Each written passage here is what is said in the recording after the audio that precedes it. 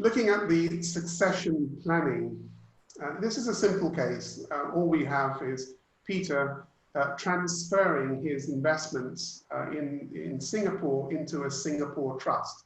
And I pose it just to ask a simple question. Is there any Malaysia tax consequences for Peter engaging in this type of succession planning or estate planning? I'd invite Kim to help us with this. Yeah, that, as we mentioned earlier, there's no inheritance tax. So there is no tax that applies when he's transferring his offshore assets into Singapore.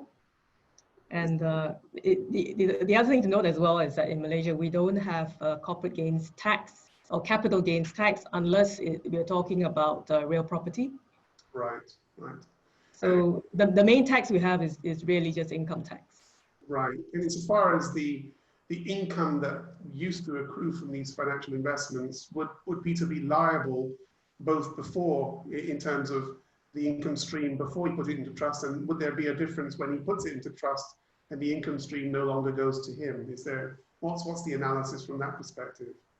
If he had received income before, then obviously he would have been subject to income tax.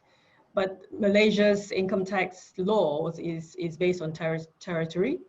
So only Malaysian source income is subject to tax in Malaysia.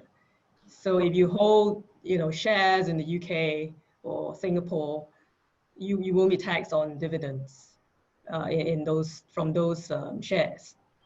So if remitted into Malaysia, is that right? Even if you remit it into Malaysia, so foreign source income is not taxed in Malaysia. Even if it's remitted in? Even if it's remitted in, yes. Okay. Yeah. So our income tax laws are quite generous where that's concerned. And of course, when it goes into a trust, and depending on the terms of the trust, if he's not paid any income from the trust, there's no question of tax. Right, right, okay.